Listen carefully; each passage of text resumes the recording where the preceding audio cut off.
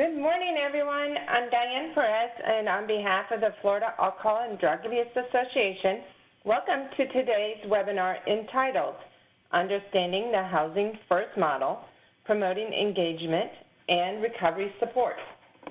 This webinar is being made available through a collaboration of the Florida Department of Children and Families Office of Substance Abuse and Mental Health and the Florida Alcohol and Drug Abuse Association. Please note that as an attendee, you are in listen-only mode and will only be able to view your name. If you have questions, please send them to the presenter and me, the host, by using the Q&A panel. The button to open the panel is usually located on the upper right side of your monitor. Please use the Q&A panel to send any questions you may have as you think of them. The presenter will address questions as time permits.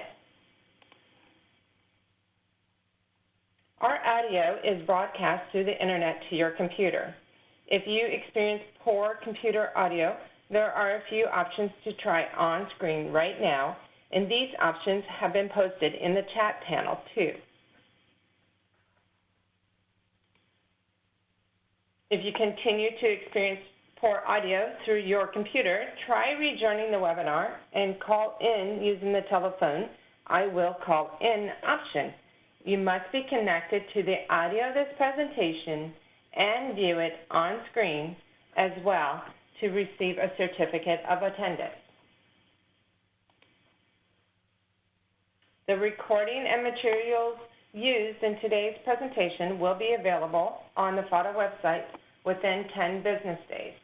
To access the recording, go to www.fada.org. Also, a PDF version of this PowerPoint presentation will be emailed to participants within that same time frame. FADA produces many webinars and workshops through the support of the Florida Department of Children and Families. To help participants track credits earned through attendance, we host an online community that provides a personalized digital journal where participants can maintain statements of credit for webinars and workshops taken through the Florida Alcohol and Drug Abuse Association. At the end of today's webinar, the web browser will direct everyone to an evaluation form on the FADA website. You will first need to register or sign in to your account to complete the evaluation. Information you provide FADA as part of the registering remains confidential. Statements of credit will be posted within 10 business days after the evaluation closes on Thursday, October 31st. Individual professional development journals for persons completing the evaluation and attending the full webinar. Completing the evaluation is necessary to receive CE credits or to access your statement of credit. Do note that the evaluation will close at midnight on Thursday, October 31st. 1 to 2 continuing education credits are available for participating in today's webinar for persons licensed through the Board of Nursing, the Board of Clinical Social Work, Marriage and Family Therapy, and Mental Health Counseling, and for persons credentialed through the Florida Certification Board. If you are a licensed healthcare practitioner, be sure to include your Florida license numbers for reporting to CE Broker when you register with our site for the first time. If you are certified with the Florida Certification Board or licensed outside the state of Florida, you don't need to provide your certification number when you register with our site. Note, please, that WebEx monitors arrival and departure of attendees and provides a report upon completion of the event. We are not permitted to provide contact hours or a certificate of attendance if you do not attend the entire webinar and complete the evaluation. We are not permitted to provide partial credit. Please note that there is an email that is there for you to contact if you should have challenges in taking the evaluation. So that's at Diane@floridabha.org.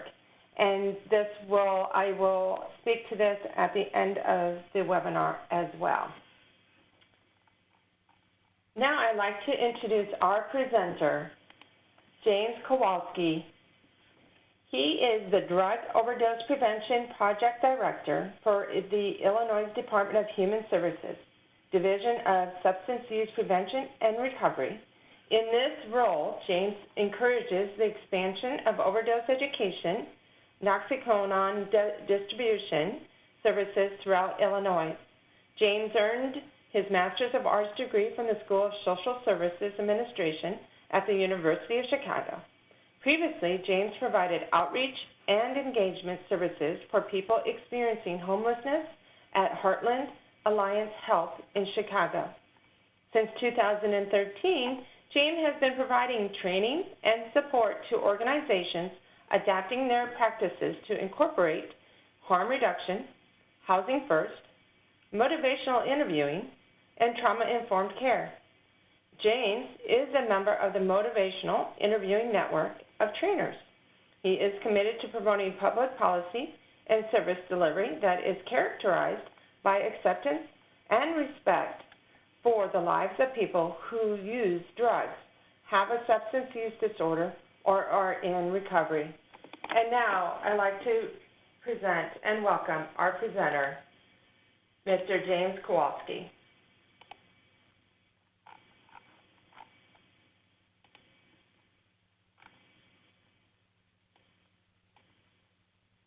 So if you do have any trouble hearing me at any point, just go ahead and let me know. I can see in the chat or the Q&A section people's messages coming in about where they're calling in from. So welcome to all of you.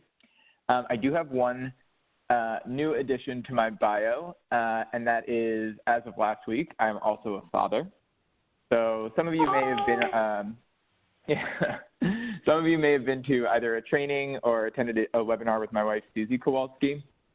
So she and I are co-owners of Practice for Progress. And so our baby girl, Eliza Margot Kowalski, was born last week, and she and her mom are both doing well.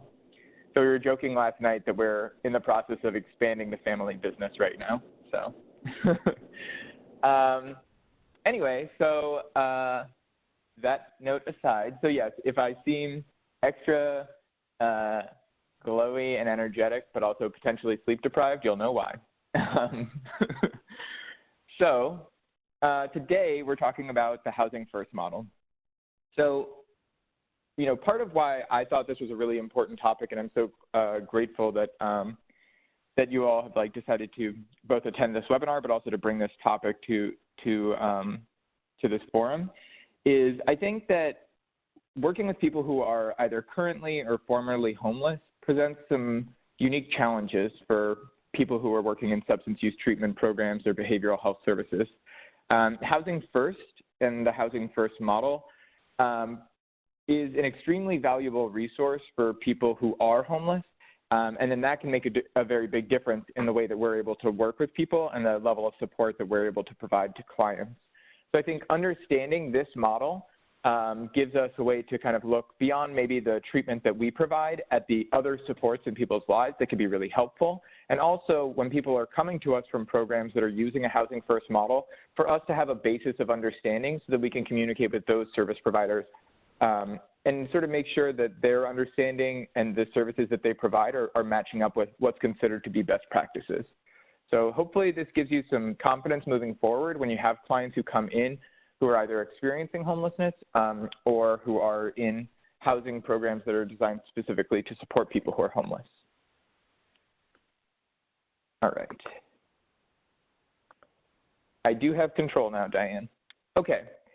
Here's just, Diane mentioned already, currently my role is I do drug overdose prevention work here in the state of Illinois. So I'm sort of the drug overdose prevention guy for the state to help coordinate and expand the use of naloxone and other overdose prevention activities.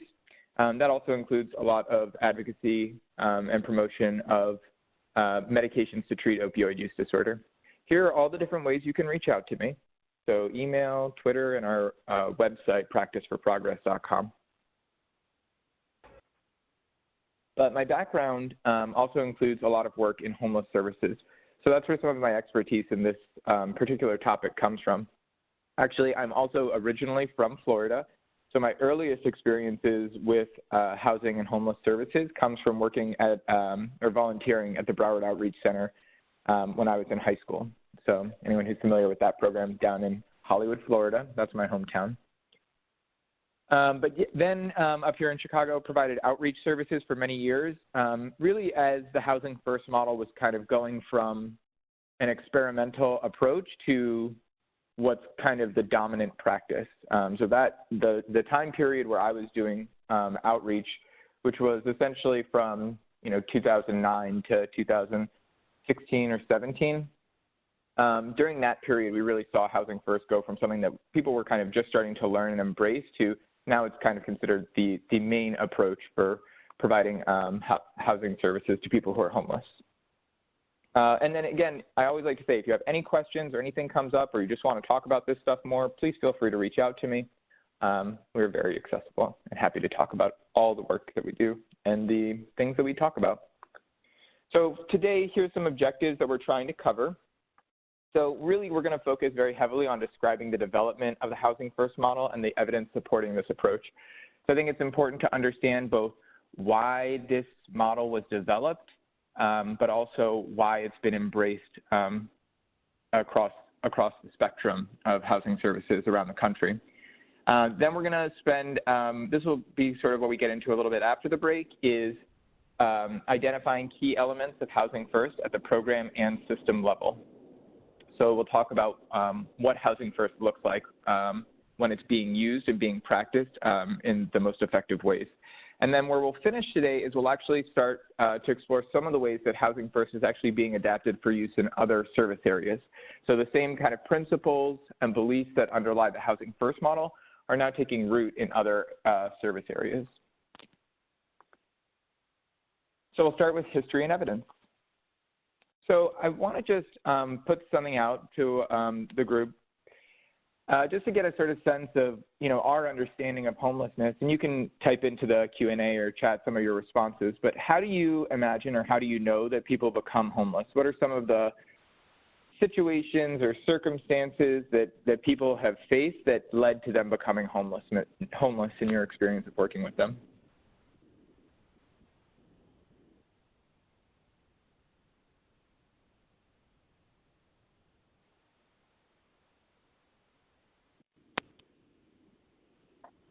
So yeah, I see some people typing in here, some people lost their job, and that seems like a lot of folks. Substance use is on here. Loss of income is another one that I just saw pop up. Just a lack of resources more generally. Substance use, again, illness, right? So there's a lot actually around economic losses, health problems, divorce or other changes in the household for sure. Domestic violence comes up as well. So when people are reliant on a partner for financial support, either domestic violence or divorce can be a real big part of that. Along with that, mental illness. So sometimes that can lead to kind of an exacerbation of either exacerbated mental health symptoms can sort of lead to trouble maintaining housing. Also, yeah, I mentioned like someone just typed in disasters. So I take that to mean, especially in Florida, like some kind of natural disaster like a hurricane or something can come through and cause homelessness. And certainly we see that in various situations. But here's some of the ones that I think have been mentioned and some of the ones that come up for me. And we see a lot of these you all touched on, right? So injury or illness is on here. A lack of health care or some kind of serious health issue comes up. And that can include things like mental health conditions as well as substance use, as well as kind of some of the household dysfunction issues. So that could be domestic violence, family abuse, family rejection. And certainly I think family rejection is particularly prevalent when we're talking about behavioral health conditions. So at least in my experience doing homeless outreach, it was often that I ran into people who would say, my family helped me out for a while, but either their substance use or their mental illness became too much for their family to sort of try to help them with, and they ended up saying, look, I can't help you anymore. That doesn't seem like that happens very often for physical health conditions. Doesn't seem like people say, like, look, your cancer is really bringing me down. It's really frustrating for me. But definitely, you know, when it comes to behavioral health issues, we see that a fair bit. And then other changes in household composition that were mentioned, like death in the family, that also is really relevant. One of the, you know, for us, when we were talking about Susie and I, when we were talking about this and talking about the different ways people become homeless, I think the unifying theme that we came back to is this idea of overwhelming loss. That when you look at all these different situations that people are going through that result in them becoming homelessness, that kind of the unifying theme, the thing that connects a lot of these is there's some type of loss involved. And that could be the loss of a significant relationship, the, you know, loss of health, so deterioration in someone's mental or physical health can be part of that, a loss of freedom or security maybe, so a loss of safety, or even just a loss of purpose. So a lot of people were chiming in and saying, you see people who lose income or lose their job. And I think homelessness can be challenging in a, you know, for homelessness is obviously an extremely challenging experience for everyone who goes through it. But I think when you talk to people who have lost work and have to rely on other people to get by, I think that can be really challenging as well. So people lose their job, and I would hear people say things like, I've supported myself my whole life. I can't believe I'm in this situation, right? That there's sort of this assumption that if you do what you're supposed to do, if you kind of play by the rules, that you're supposed to be taken care of, that we live in a country and a society that's supposed to provide a certain quality of life. And yet we see all these experiences that people go through. And I mean, even something like returning from war, the fact that we have people who are veterans who have, you know, made the ultimate sacrifice, put their lives on the line in order to serve their country, and still end up facing, you know, vulnerabilities and homelessness when they come back from their service. It really speaks to the fact that there's something going on here that is beyond just individual explanations, beyond just individual choices. And so that kind of brings me to kind of ask this question again, but to think about it in a different way. So, you know, stepping back from more of the kind of individual explanations and individual personal stories of how people become homeless, what do you think of as, I guess, how to say this? What do you think of as sort of like the ways that people become homeless in terms of systems? And I put up here, you know, a lack of affordable housing is kind of, to me, the very basic starting point is that there's just not enough affordable housing. And I remember, you know, when I first started off doing homeless services, I would ask around and say, why are there so many people who are homeless? What do we need? And it comes down to there's just not enough housing for everyone. So that's certainly a major structural issue. What would you all say are some of the other structures and systems that you feel like support homelessness or make homelessness more likely in our society?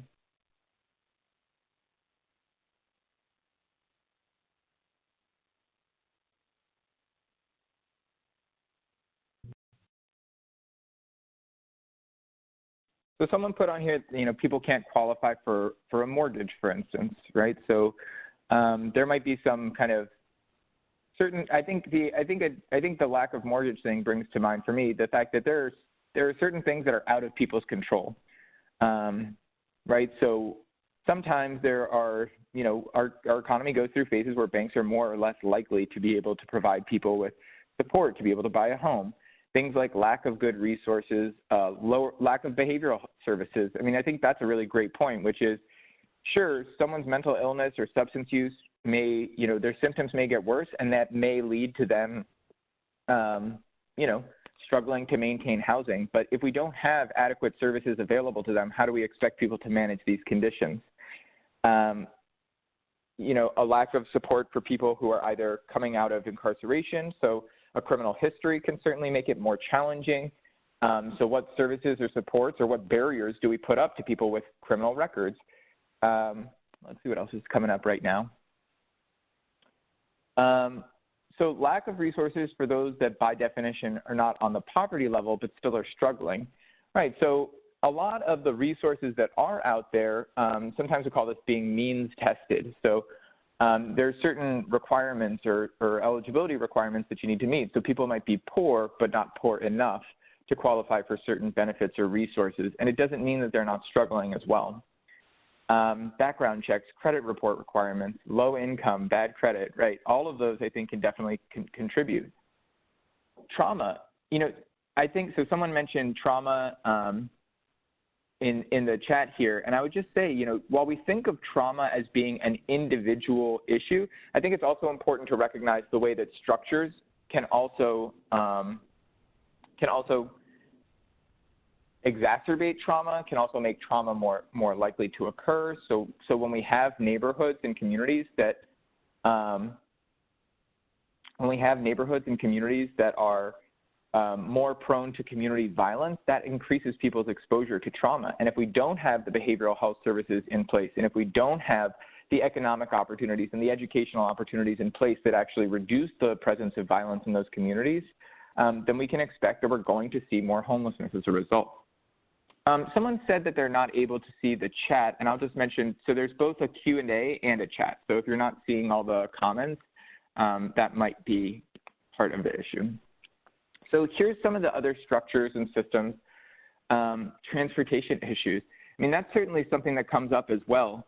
So transportation issues are a really interesting one. I'm sure people in treatment programs have faced this, where you have people who are interested in getting into your treatment program, but don't really have a way of getting back and forth to your program. And so the same thing can apply for employment opportunities. So when we talk about things like having access to public transit, buses and trains, this is an issue that particularly and disproportionately affects people who are lower income, who might not be able to afford the car, but without the car, they can't get to a job. And if there's no bus that comes anywhere near them, it makes it really difficult. It really limits their opportunities. So some of the other things that we put on here really comes down to a lot of different forms of disparities, and so institutional racism would be an important thing to consider. Inadequate healthcare, or where healthcare services are concentrated or more or less available. The social services available for people living in poverty, so someone mentioned that specifically. The war on drugs in the prison industrial complex. So we understand that having a criminal background creates all sorts of issues for people to be able to access employment and to access housing, and those things are very intimately connected. And we're also in a phase now where we talk more and more about substance use not as a criminal issue, but as something that really is more of a public health issue. And yet we continue to use criminalization as a way to try to discourage substance use. And I think that has very serious consequences in our society for people who are trying to get their lives back together, but then struggle to find housing or employment. So I think it's helpful for us to have that basis to understand that, you know, while much of our work happens on a very individual basis, and in the same way that that's how things work in a homeless service system, right? We house one person at a time. I can only do one application with one person at a time. I can only move one person into an apartment at a time. That if we only ever think about individual solutions to these problems, that we're never going to end them. We're never going to end homelessness one person at a time. We actually need to think about and address the structures and systems that also support homelessness. And I think for folks who work in substance use or behavioral health services, we sort of understand that about the work that you all do as well, which is, you know, substance use doesn't happen in isolation from the rest of society, right? So things like a lack of adequate education opportunities, a lack of adequate employment opportunities, all of those things can exacerbate people's risk not only of homelessness, but also of harmful substance use. So I should clarify, it's always good to, clarify what we mean when we use certain terms. While homelessness might sound kind of obvious, like, oh, I know what someone being homeless is, I think it's important that we're specific about what it is we mean when we say homeless, which is, so that really there's a couple major organizations a couple major organizations that are sort of responsible for defining what it is that we consider homeless. And this relates back to how do we determine who gets services that are intended for people who are homeless. So HUD is responsible for providing housing and urban, the Department of Housing and Urban Development is responsible for providing and funding a large portion of the homeless services that are available in most states and communities. So HUD looks at this top definition most closely. That's what most people are going to be considered for when they're looking for housing programs. So they are either living in a place not meant for human habitation, in an emergency shelter, a transitional housing program, or they're exiting an institution where they temporarily resided. So that would be someone who was, living on the streets or in a shelter, and then went into either jail for a short period of time or went into a hospital for a short period of time. So those would be the institutions they're typically talking about, and then are coming back out into homelessness. When we say a place not meant for human habitation, that could be something like an abandoned building or a vehicle. And I'm not talking about like an RV or camper type situation, right? I'm talking about some type of person like sleeping in a car or a truck, a place that doesn't have any kind of facilities for a person to be living in. And then other line here, I just want to clarify. So, being doubled up is a phrase that you'll hear sometimes around homelessness, and that refers to when people are staying with someone else. But it typically relates to when people are in sort of a time-limited situation, right? So you ask a family or a friend, hey, can I stay with you for a little while? And they say, yeah, I can put you up for a couple nights. So that person would be considered doubled up, and that's the language you'll hear about that. Also, families with children or unaccompanied youth who are unstably housed and likely to continue in that state. So again, that means living from place to place. That could include the motels or hotels that are referenced above. So people who are staying, a couple days or a week at a time in a hotel till they can get enough money to go somewhere else. People who are at risk of, imminent risk of eviction would be also considered to be unstably housed. And then in general, people fleeing or attempting to flee domestic violence are also considered to be homeless and meet that HUD homeless definition. So these are some of the definitions you'll most commonly see in terms of housing programs.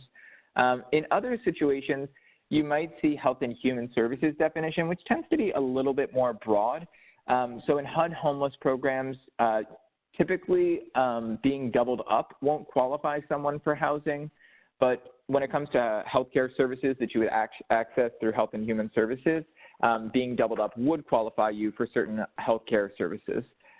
Again, you see some of the same ideas, though, that are sort of echoed in here about being on the streets or in a shelter, being in low-income hotels that are temporary, abandoned buildings, being another example of unstable or places not meant for human habitation, and then also people coming in and out of institutions.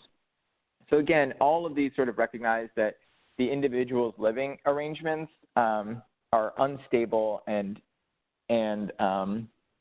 put them either in a current state of homelessness or at risk of homelessness. So those are just some important things to keep in mind of like when we're talking about homelessness. Very frequently we're talking about streets or shelters, but there are some other circumstances that qualify for certain types of homeless programs.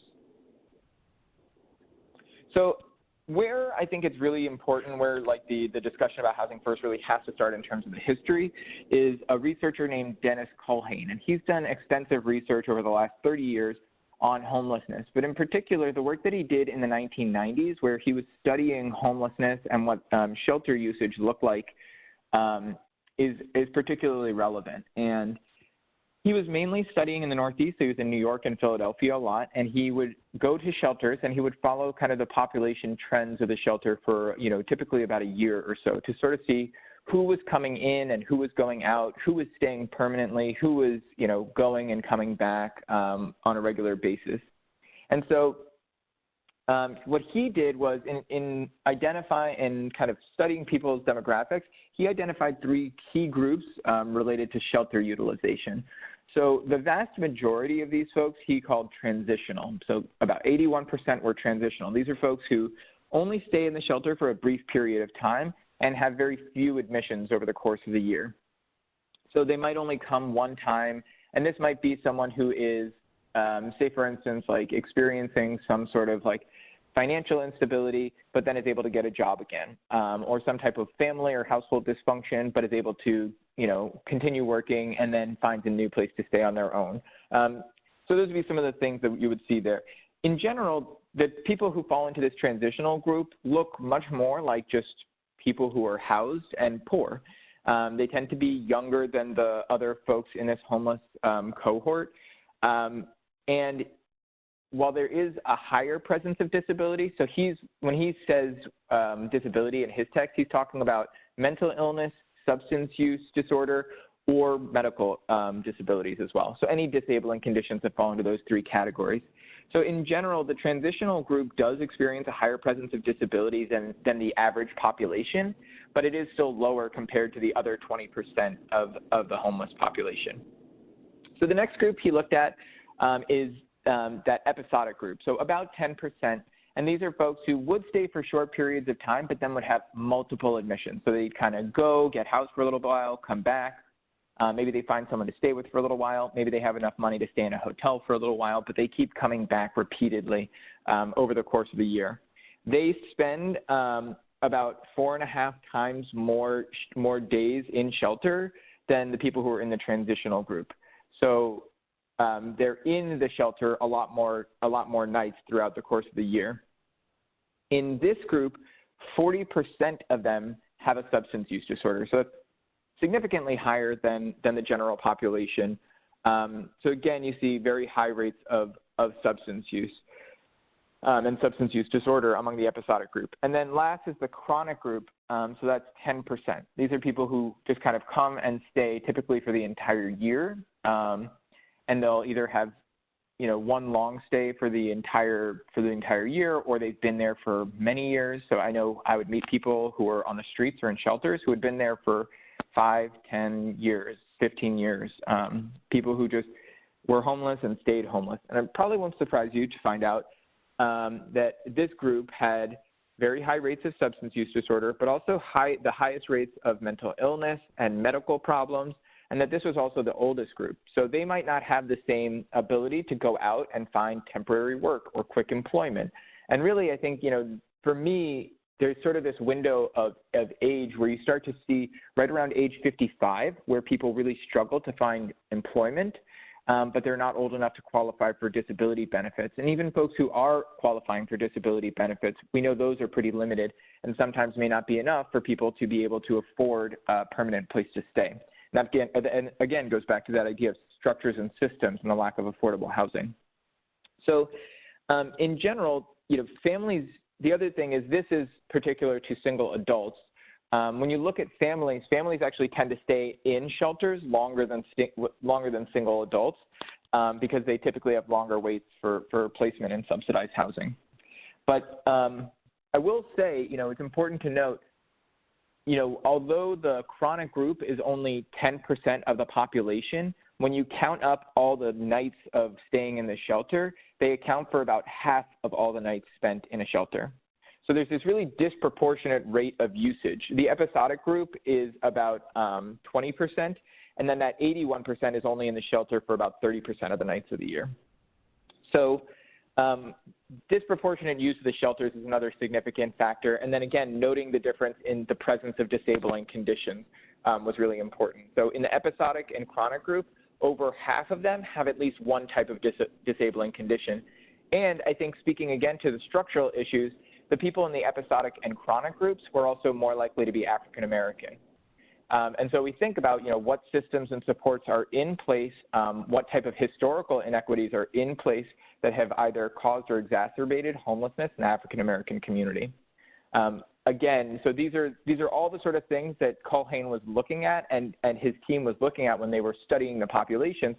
And it sort of led them to make conclusions about what types of services and supports would be most beneficial. And I think that's something that over the last 20 years or so has become more and more important in homeless services. And I think it's certainly present in substance use treatment also, which is you need to have the right fit for the right person, right? So we want to, in the same way that we want to make sure that people are at the right level of care, that same philosophy applies to housing programs as well. So this is what the housing model typically used to look like. And so at the time that Culhane was studying in the 1990s, most housing services, or what we call continuums of care, would follow this type of a model. It was a stepped-up model where essentially what you had to do was you had to prove what's called housing readiness, or sometimes this is called a treatment-first approach. So you had to go, if you were staying on the streets, before you could get anywhere near permanent housing, what you needed to do was get into an emergency shelter and prove that you could be stable in the emergency shelter. Then once you were in the emergency shelter a while, you could be in an interim housing program, typically time limited, and it might not require you to pay anything. Then you could step up to temporary housing, where you pay some portion of the rent, or you pay some portion of the income, and then permanent housing would sort of be the final step in the process. So, this was the approach, and there was a reason for doing it this way. It was believed that, what this model did was it encouraged people to get stable before we put them into permanent housing. And then I think it also played off of this idea that housing is a limited resource and people should really earn it. But when we think about those different categories of people, what housing readiness was really doing was channeling the wrong level of care to the wrong population. Right, so those most coveted resources of permanent housing, where kind of your rent is subsidized and where you're provided support with maintaining housing, were actually more likely to go to the people who are in that, who are in really the either transitional or episodic groups of homelessness, right? Because those are the folks who are able to get stable enough to actually graduate through these steps, whereas someone who's in more chaotic circumstances, experiencing mental illness or problematic substance use, those are folks who are more likely to kind of get to one of these steps and fall back, and then just end up staying and get really, I talked to plenty of people who got to a point where they had been homeless so long and had been turned away by so many programs or denied for one reason or another that they didn't even want to fill out the application for homelessness anymore, for homeless services anymore. I think that's really important to consider. This model worked, but who was it really working for? When we look at the Housing First model, it sort of flipped this model kind of upside down and gave a different approach, which is you could take someone directly from the streets, or really any point in this continuum of housing services, and move them directly into permanent supportive housing. So no longer was housing seen as some permanent supportive housing was seen as something to be earned. Instead, it was something that was really targeted towards the people who need it most, and who really would benefit the most from it as well. So the only prerequisite, as we say, is that the person was homeless. And it's less tied to, can you prove that you're appropriate or ready for this level of support, and more about saying, is this what you need? Sorry, I just saw a comment come in. I will try to, what I'll do is we're going to take a 5-minute break about halfway through, so we'll take a couple moments for questions right during that break. So I will try to come back to some of these questions at that time. And Diane, if you can, just try to help keep track of what questions come up during this portion. So, where was I? Right. So what I was saying is essentially one of the benefits of Housing First is it was really a way of trying to catch those people who are falling through the cracks, those people who weren't able to make it through this stepped system, who weren't able to, prove housing readiness through the treatment first approach, and instead kind of focused on, well, what do people need in order to stay housed in permanent supportive housing? I think it's a much more strengths-based approach, right? Less, show me that you're ready for this, and more, what do we need to give you in order for you to be able to maintain permanent supportive housing? The Housing First philosophy, so I already touched on this idea, but there's no prerequisites, right? There's no you have to go into treatment first, you have to be in this program for a certain amount of time. Typically, it's just looking at the length of stay in homelessness. So really trying to make sure that you're finding those folks who are chronic, but also, the people who are long-term episodic homeless. I think also kind of important to Housing First philosophy is this idea that housing is a human right. That it isn't something to be earned, but it's something that really we should guarantee to people, because it is fundamental to people's ability to survive and live. It values and respects individual choice, and given a choice, what we found is most people will choose independent housing. that people would rather live in their own apartment in the community with support as opposed to having to live in some type of congregational setting, in some type of interim housing where they're sharing space. And while those programs are important and they are kind of an important supplement for people who prefer that, in general, the majority of people prefer independent community living. That people can stay housed and live independently with appropriate support is an important part of the philosophy. And along with that, that housing gives people the stable foundation for addressing health problems and other issues. So again, you know, this idea is really fundamental to housing, which is if we give people a stable place to live, they are more likely to be able to take better care of their physical health, you know, engage with mental health, behavioral health services, manage their substance use more effectively. And, you know, you'll hear this if you do any work with people who are homeless. I definitely heard people say, you know, I don't want to work on X. I don't want to see a psychiatrist. I don't want to go into a treatment program until I'm housed, right? So people think, you know, what is the point of going out and trying to, you know, pursue abstinence in a drug treatment program if they're just going to come out and end up back on the streets again, right? That they sort of recognize the connection between housing and being able to maintain their sobriety in the future and maintain their recovery moving forward. So I think kind of along those lines, it's important that we talk about this idea of like kind of the connection between substance use and homelessness.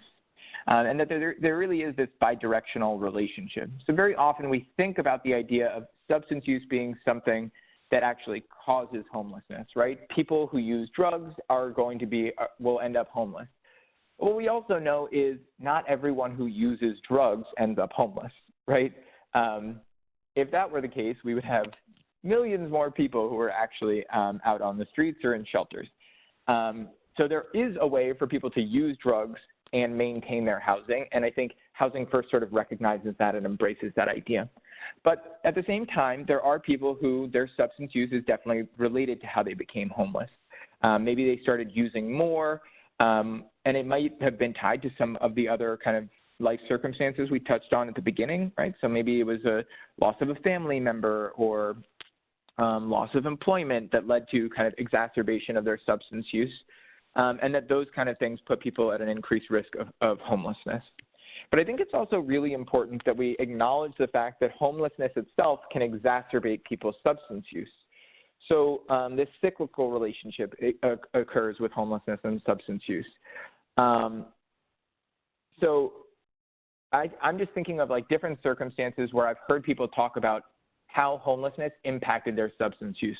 So someone might talk about, you know, using substances as a way to either help themselves fall asleep or even stay awake. So, right, a person who struggles to sleep while experiencing homelessness for one reason or other, they might be kind of constantly on edge, always in this really alert state where they're worried about something bad happening to them. They might need to drink or use some other substance to help themselves fall asleep.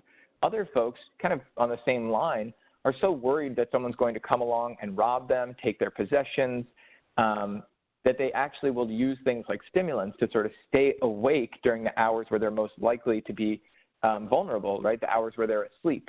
And so in both ways, substance use is sort of something that people are using to help kind of cope with the experience of homelessness.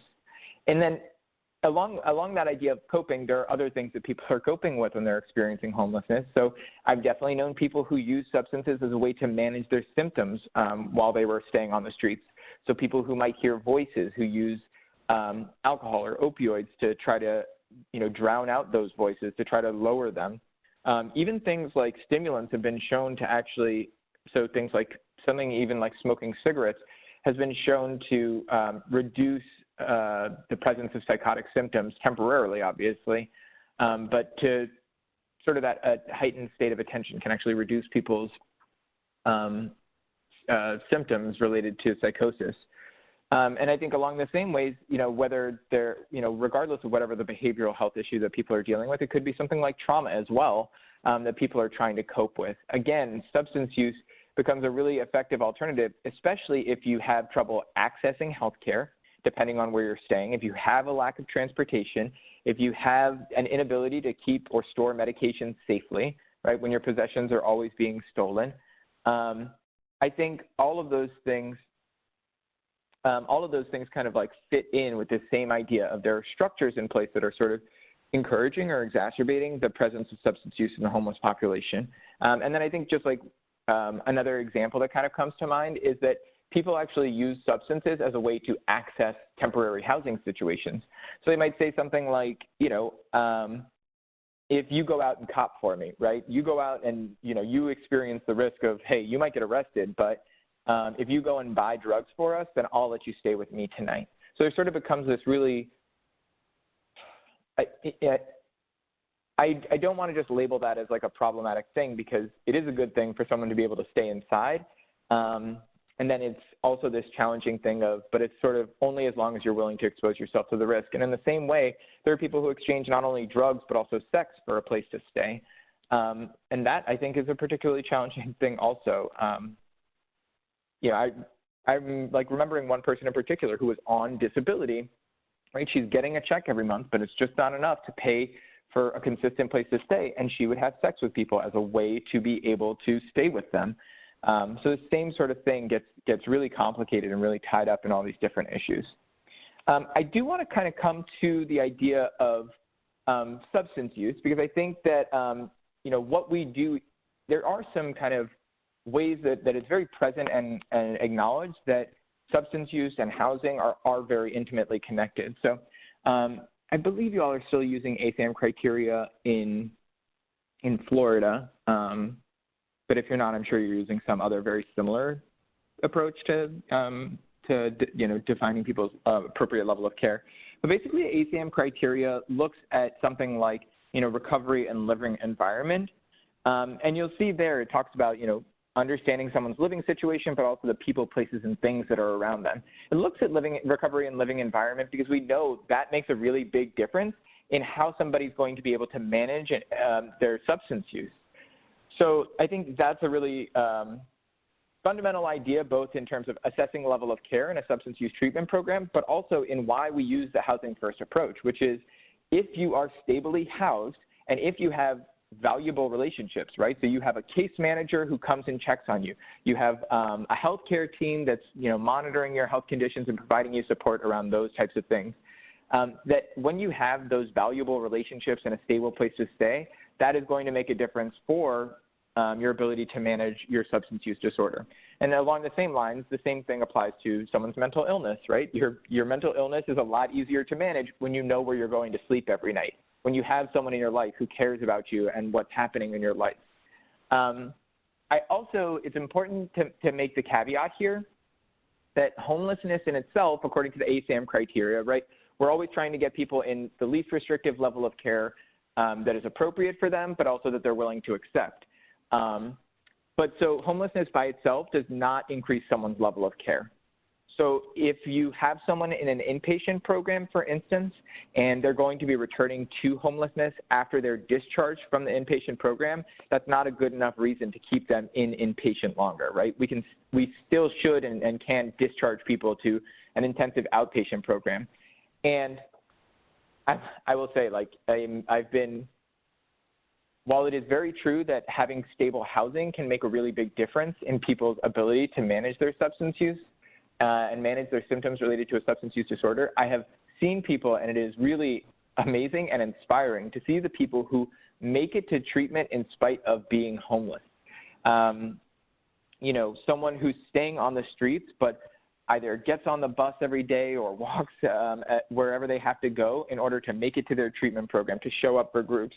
So we really have to give people the opportunity to be successful and really put our faith in them. So, again, while it is important, housing is important, it is also important that we give people the opportunity to be in the least restrictive level of care and to recognize that, there's that sort of trade-off between level of care and the risks related to their recovery environment.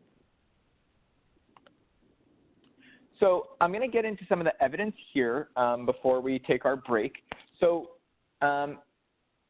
just from a basic standpoint, I think kind of the biggest question is, well, if you take folks who have been homeless for a really long time and who have much higher rates of physical, mental, and substance use-related disabilities, are they actually going to stay housed? And what we have seen from the use of this model over the last really, I would say, 10 to 20 years or so, is that people can and will stay housed given appropriate supports. So when we say, I've used this expression, permanent supportive housing, there's kind of a few pieces there, right? So the permanent part is that it is not time limited, not restricted in any way like that. The supportive part is that it is both affordable and that there is a level of case management or service support that's provided and tied into the housing. So that's the permanent supportive piece. So the Home and Healthy for Good, I really like this program, and all the resources you'll see at the end as well, so you can look into these further if you're interested. But the Home and Healthy for Good project started in 2006, and I really like them because they do a really great annual report where they kind of document all their numbers and demographics. And so they use the Housing First model across the state of Massachusetts, and as of June 2019, they've housed over 1,100 people using this model, and only 57 of those 1,100 people have recidivated to homelessness. So again, that comes to this question of, what is our ultimate goal with housing services? If our goal is to end homelessness, then, Housing First is really effective at making sure people don't go back to homelessness. So when you look at kind of the breakdown of the numbers, the vast majority of those people are either staying in the housing program they were connected to or finding other, they might transition to some other form of permanent housing.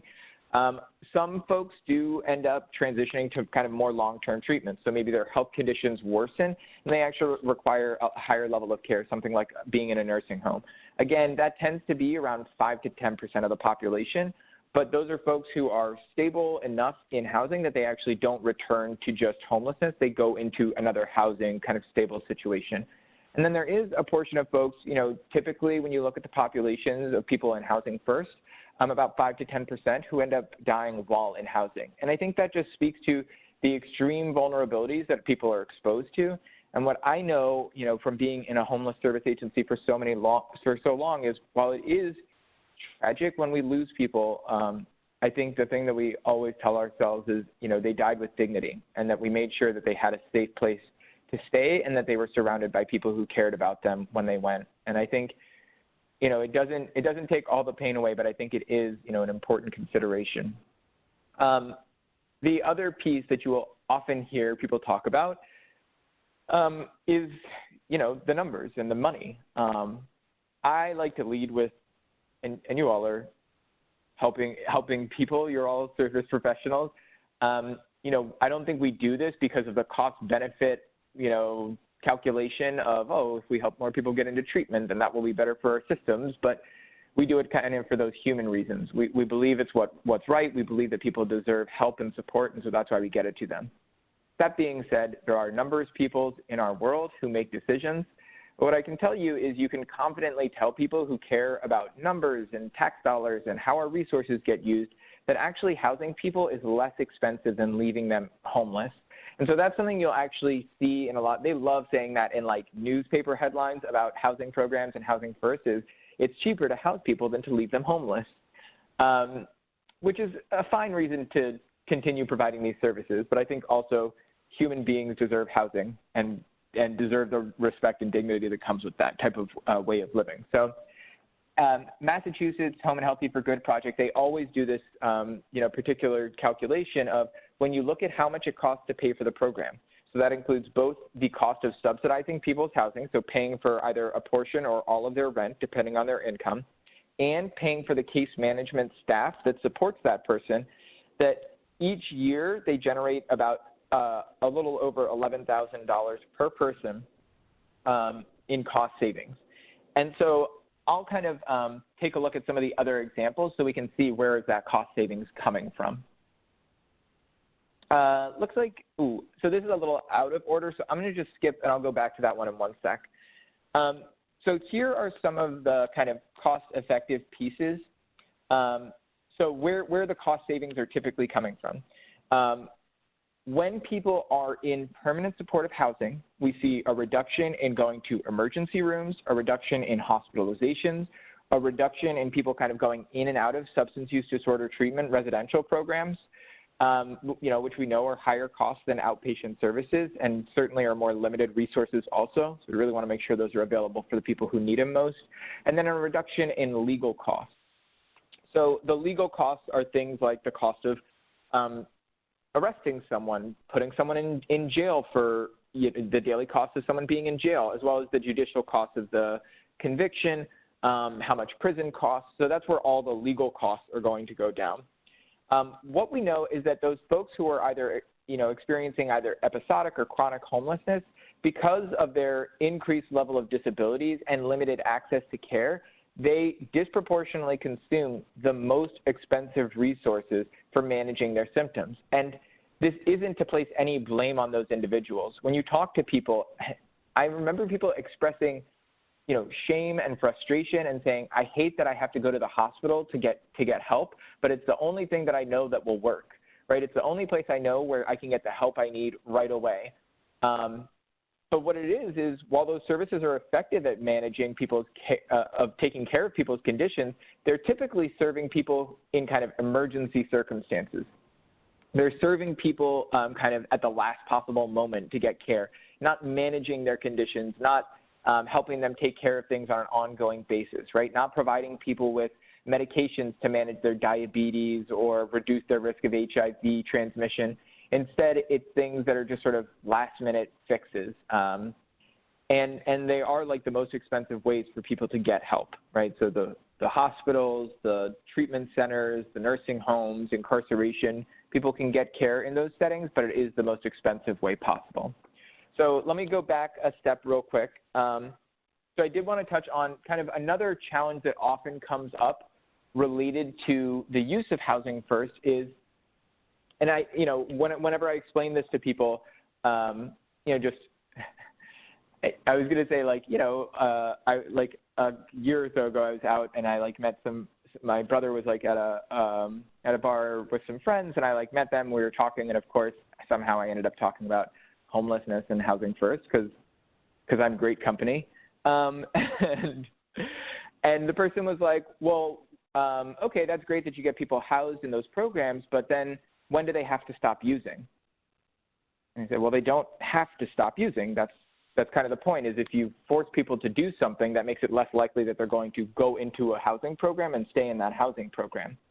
And so there is this question of, but if we provide this support, if we don't force people to quit, or if we don't force people to see a psychiatrist, how do we know they're going to stop using? How do we know they're not going to have worse mental health symptoms when we get into housing? And part of the way we know it is by studying it. I think for those of us who work in these fields, we sort of know intuitively, look, overall, someone's better off if they have a stable place to live. That's why it's in the ASAM criteria, right? So this was a really important study, followed 225 participants over 2 years. The control group went into housing that was contingent on participating in treatment and maintaining abstinence and sobriety. And then the experimental group was the other half, roughly, that went into a Housing First model. So while the study was specifically looking at people who were homeless and had a mental illness, 90% of all the participants had a substance use disorder or history of substance use disorder. So I kind of use this study to talk about both kind of the impact of housing on people's mental illness and substance use. The experimental group obtained housing faster and achieved higher rates of stability in housing over time. What that means is, essentially, when you don't create a barrier to housing, when you don't say, first you need to get into this treatment program, then you can go to housing, people are going to get to housing faster. Then along those lines, that there's also that higher rate of stability. So when you look over time, the people who are in the Housing First program are not getting dropped from housing because they had a relapse. They're not getting dropped from housing because they continued using. Instead, they're able to maintain their housing. It means they're less likely to return to homelessness. The control group went to substance use treatment services more often, and while both groups were sort of about equally likely to use treatment services at the beginning, at the different time frames that they were looking at, I believe were 6, 12, and 18, or 6, 12, and 24. But over the course of the couple years that they followed this cohort, the control group actually became more likely to use treatment services over time. So that means after being housed, kind of the need for treatment services went down among the people in the Housing First group, but it went up in the control group. And again, that might be because people were required to go to treatment if they ended up continuing to use. But here's kind of the most important thing that comes up is that when you look at how people are using, whether they're in the experiment or the control group, the rates of alcohol and drug use, there's no significant difference. And there's no significant difference in psychiatric symptoms either. Meaning, if you force people to stop using or you force people into treatment and you threaten to take away their housing with, if they end up deciding to use alcohol or drugs, that you're not actually getting better results. That not only does it result in the person becoming homeless again, but it also doesn't result in them being any more or less likely to use alcohol and drugs in that situation. So, again, I think sometimes we use the term recovery capital to sort of talk about this idea, which is, usually the reason people make changes to their substance use is because there's something else in their lives that becomes important to them. So maybe it's a job or reconnecting with family or some other meaningful, activity comes into their life. That's really the driver of meaningful change related to someone's substance use. So instead of forcing people to go into a treatment program, Housing First really supports them in building up that recovery capital. So I think anybody who's been in group, you know the difference between the person who's there because they're being forced to be there and someone who really is ready for treatment, who wants to be there. So it's not just for them. I think it's also for the folks who are managing those groups. It can be a real challenge when people are just forced into the treatment program. Recovery capital, having a home to take, an apartment to take care of and to come back to every night, having, a job or meaningful relationships to take care of, those are all things that make a person more likely to move out of the, pre-contemplation and contemplation stages related to their substance use and move more into the preparation stages. I'm realizing we're about at an hour. So I think what I'll do is I'll take the time, I'll just continue for another couple minutes here, and then we'll take some questions, and then we'll have a little bit shorter second half, if that's okay with everyone. Diane, is that all right with you? Yes, that's fine with me. Great. So just a couple more slides here that I wanted to touch on. So the Housing First model is cost effective. We were talking about that. In particular, there was a study done here in Chicago, the CHIP study. Now, Chicago Housing and Health Partnership, I believe, is what the acronyms. But so, kind of their cost-benefit analysis based on kind of reduction in hospital usage, treatment usage, legal services, and shelter costs as well. They said that providing permanent supportive housing to 100 chronically homeless individuals saved $1 million in other public services. And again, that sort of makes sense when you think about the fact that Massachusetts Home and Healthy for Good was showing, $11,000 in cost savings over the course of the year. Take that out by 100 and it's $1 million in other public services. So we're seeing sort of similar cost reductions when you house the people who are in that really chronically homeless group. I think also, when we talk about, well, what is the impact, right? So if people's substance use and mental health isn't, drastically improved by being in a treatment-first approach, well, actually being in a housing-first approach makes people more likely to be able to manage their symptoms. And so the CHIP study also looked at that as well, which is it improved people's health outcomes. So the people living with HIV and AIDS were twice as likely to have an undetectable viral load. So what that means if you don't work specifically with people living with HIV is when you take antiretroviral medications for HIV, what it does is it reduces your viral load. So it reduces essentially the amount of the virus present, and as a result, your likelihood of transmitting HIV to other people goes down. Your likelihood of developing AIDS goes down. And so you see, not only is there this benefit to the individual by providing this service, but also the risk to the community goes down as well. So I think that's a really important thing to consider, is that the benefits of using Housing First extend far beyond just the individual and go to kind of the broader society as well. So I will just share, because I think 100 chronically homeless individuals and $1 million saved in other public services. I think that is like a really impactful number to use, but I think it's also important that we talk about kind of the individual stories as well that go along with that to sort of animate the fact of where these cost savings come from. So that CHIP study actually led to additional funding for what they then called the SHIP program, the Samaritan Housing and Health Project. And I was actually an outreach worker for the SHIP program, very original name after CHIP, but so I was an outreach worker specifically for the SHIP program. And this is an example of one of the folks who I worked with and did outreach with. So I call him Alex here for the purposes of anonymity. But because of the cost savings that had been proven by the CHIP program, the AIDS Foundation of Chicago, which was managing this program, was able to develop a partnership with the Medicaid and Medicare office here in the state of Illinois and actually track people's Medicaid usage over time to sort of animate the cost savings as well. So when I met Alex, he was someone who really had, fit the bill of this idea of chronic homelessness.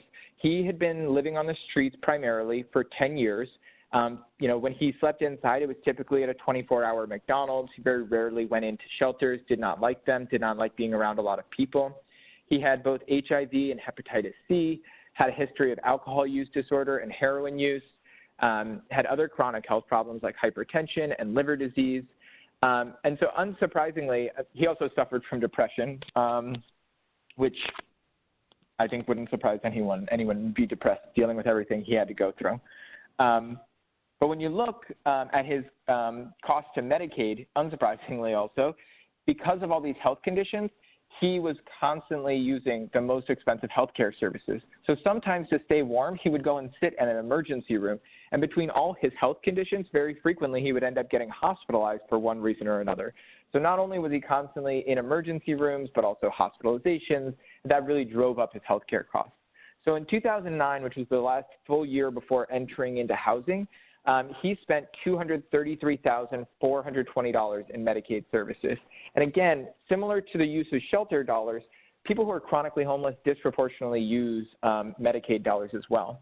In 2010, that's when Alex got housed, actually in March of that year. And you see this huge drop in the use of Medicaid dollars down to $147,000 in 2010. In 2011, it continued to go down, $86,000. 2012, $69,000. And again, there is a bit of a plateau effect. Just getting housed doesn't take away the fact that Alex is managing a lot of really complex health issues.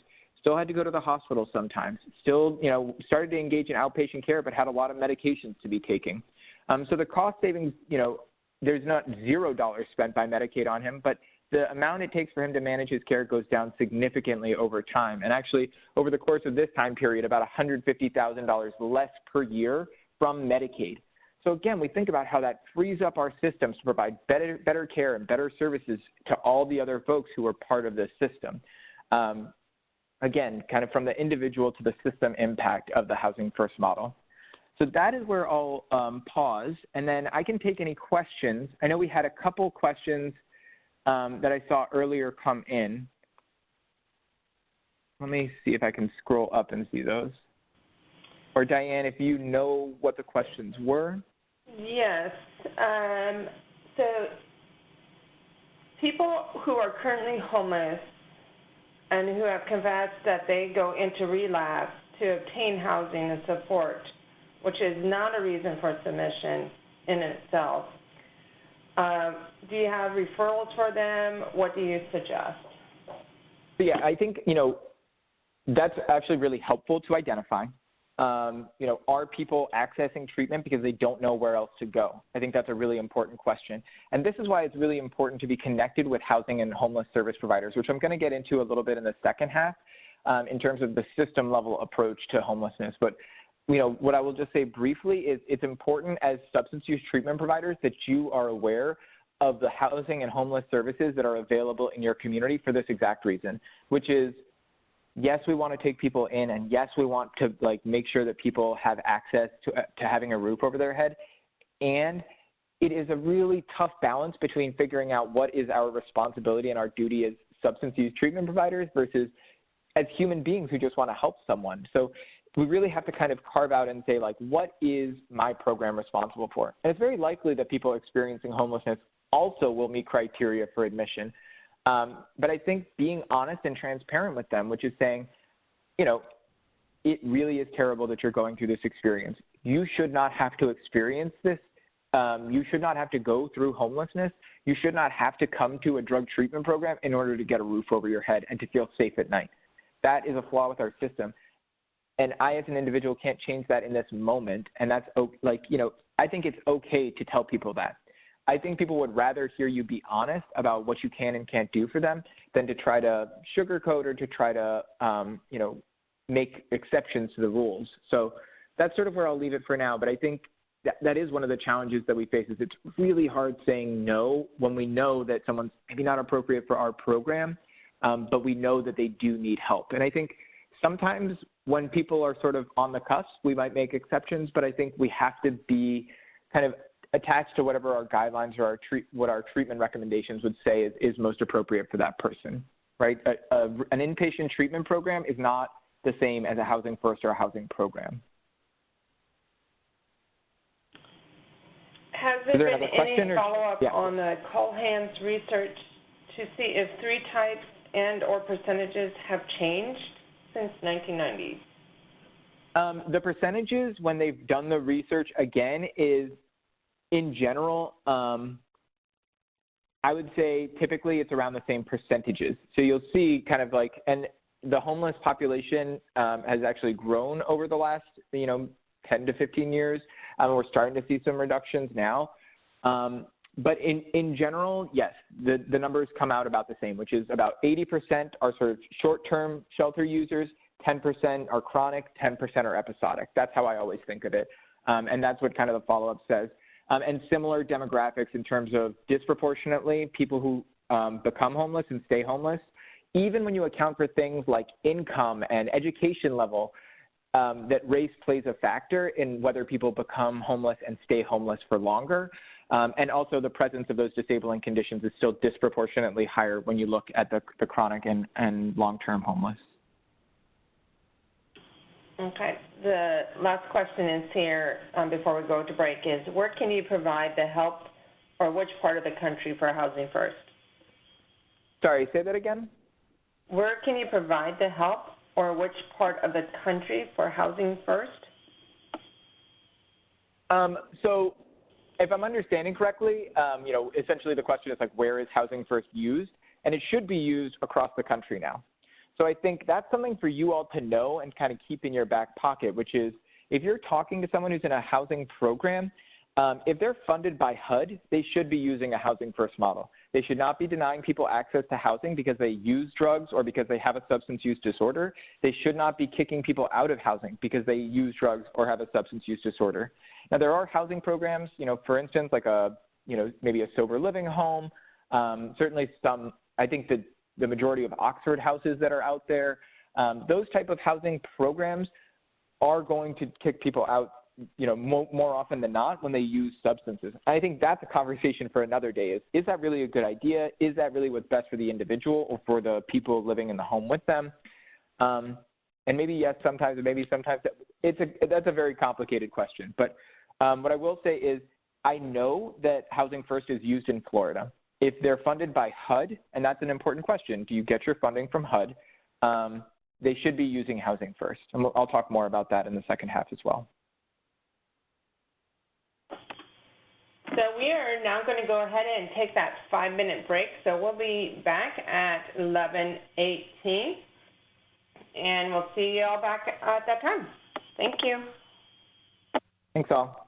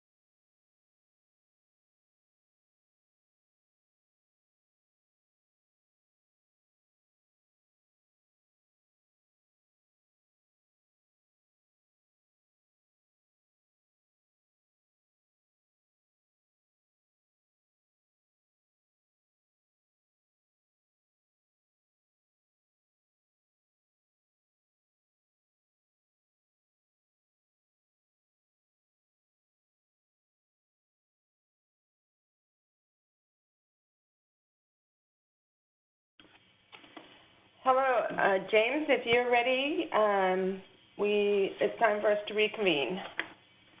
Great. Can you all hear me still? We can, thank you. Great.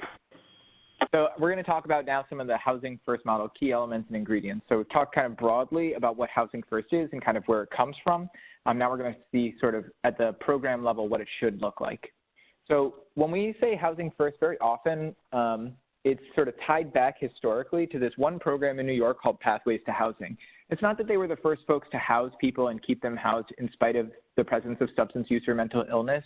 They were the first people to start using this phrase Housing First model and to sort of outline these key principles. So we're going to watch a short video in just a second to sort of give us a brief overview of sort of what they see as their key principles for using a Housing First approach. Again, they were set up specifically to house people who were chronically homeless and had multiple disabling conditions. And in particular, they were looking for folks to house who had mental illness and substance use disorders, as those are the people who are really struggling the most to get out of homelessness, get out of the streets and shelter system. Again, you see some of the key ideas we've touched on already, which is they used a permanent supportive housing approach. So people only had to pay 30% of their income, and if they had no income, they didn't pay anything.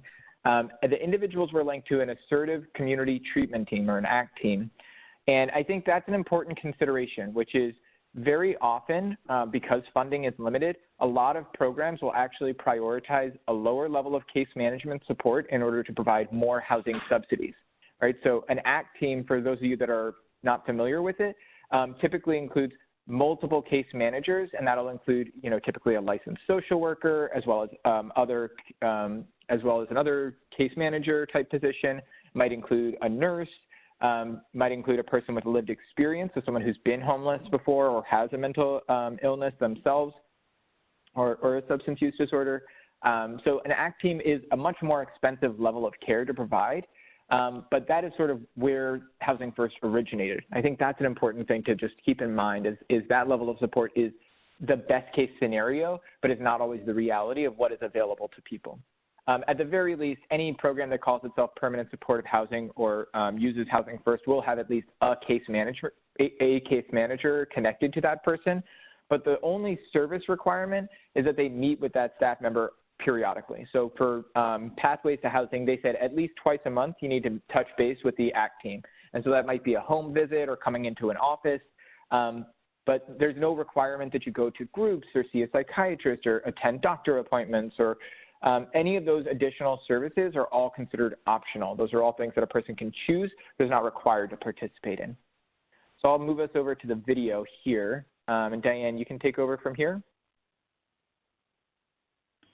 Thank you. I'm going to take just a second here to upload the video.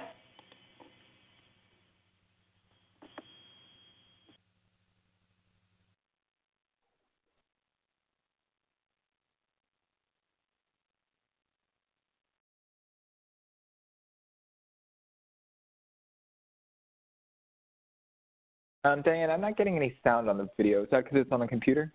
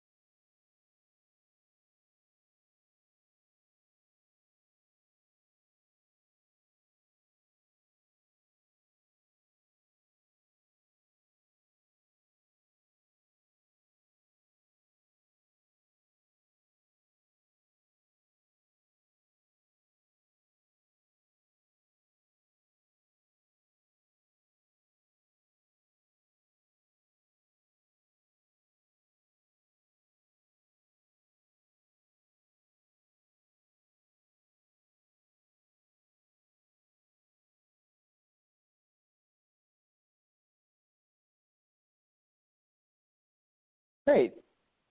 For those of you who might not have been able to view the whole video or just wanted to watch it again, the link for the video is both hyperlinked on this slide, but it's also in the references and resources at the end of the presentation as well. So I think that gives a nice quick overview of some of these key ideas. So here you see the 5 principles that they talk about that come from Pathways to Housing, which is no housing readiness conditions, just straight into housing, permanent supportive housing for people. The idea of consumer choice and self-determination, I think, is really an essential one, which is, and we talk a lot about self-determination, I think, in behavioral health services as well. But that idea of a supporting learning environment, and sometimes you'll hear this phrase of the dignity of risk, right? The opportunity to make choices and to make those choices for yourself, in spite of the fact they may not always have they may not always result in a desired outcome. So there's this balance, when you're working with someone in a Housing First program of both letting them choose and sort of living with the results of their choices, but also still trying to protect them from any serious harm.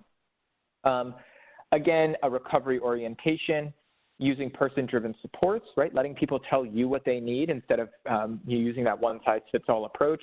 And then the idea of community integration. And so I think actually, again, coming back to some of our more common grounding, like SAMHSA's definition of recovery, I think this overlaps really nicely with some of the key themes that we see that are present in those Housing First principles, right? So first off, it's a process of, so this is, from SAMHSA's working definition of recovery, a process of change through which individuals improve their health and wellness, live a self-directed life, and strive to reach their full potential. So, that definition really isn't just about the absence of all symptoms, right? No more mental health symptoms, no more substance use at all. It's really about managing your symptoms and then being able to achieve physical and emotional well-being. And I think you see that same focus in the Housing First model. It's not this assumption that housing is going to take away all of the challenges that person is facing, but that it provides them a more stable foundation for being able to achieve that improvement to their well-being. And then again, as part of their definition of recovery, they say a life in recovery is supported by 4 dimensions. So home is really about having a stable and safe place to live, which obviously a housing program provides that. But then also things like the person's health, right? So, do they have a way of sort of taking care of their health and having access to the services that they need? Including the ability to overcome or manage the symptoms that they experience from their mental illness or substance use. So helping people make those healthy, informed choices. And I think having the case manager, having access to those services and a stable foundation helps with all that. The purpose, really that has to do with the idea of meaningful activities. And that is part of why we have to let people define for us what is meaningful to them. It might be that they want to prioritize, reconnecting with family. It might be that they want to prioritize, getting peer support. Whatever it is that's most important to them, those are the kind of things that are going to help people build up that sense of purpose and that sense of ownership over their new circumstances. And again, that recovery capital we were referring to before. I think, purpose is sometimes hard to put your finger on, but I think, people know it when they experience it. We'll start to see people feel that sense of purpose and build that sense of purpose up again. I think that is just really important. The other example I'll just give is volunteering. So many times people come out of homelessness, and I think you see this in substance use treatment programs also. People say, when I finish this program or when I get, more stable, I want to give back. And so I think, finding opportunities and ways for people to give back. I've seen a lot, I think substance use treatment actually is really great about giving people opportunities to share their story, to talk about what worked for them. I think that's a really great way of helping people build up purpose, to volunteer, right? So, we had National Recovery Month last month, and a lot of programs up here in Illinois were doing community health fairs. And so giving people opportunities to volunteer at events like that to help get the word out about services that are available, I think those are all really good ways of building up people's sense of purpose and developing meaningful activities. And then last, this idea of community. So having really for SAMHSA, they're talking about, meaningful relationships, having social networks that are supportive and caring. And that can come from service professionals, like they're, the people they meet in their treatment, the counselors they meet in their treatment program, or the case manager working them in housing. But I think it can also come with the peers that they meet by going into services, or it comes from the family that they reconnect with. Again, Housing First really closely ties into, I think, all of these different aspects of what SAMHSA considers the idea of recovery. I think overlaps really well there. This is from another study that looked specifically at programs that are considered kind of effective or successful Housing First programs. And what they did was, through qualitative interviews with staff and participants, they tried to pin down, well, what are the things that are really conducive to having a successful Housing First program? So again, you see the low threshold admissions policy, someone's criminal background, economic situation, status of their mental illness, their substance use. None of those things are barriers in the successful programs. That's kind of, I think, the one that most programs get right most of the time.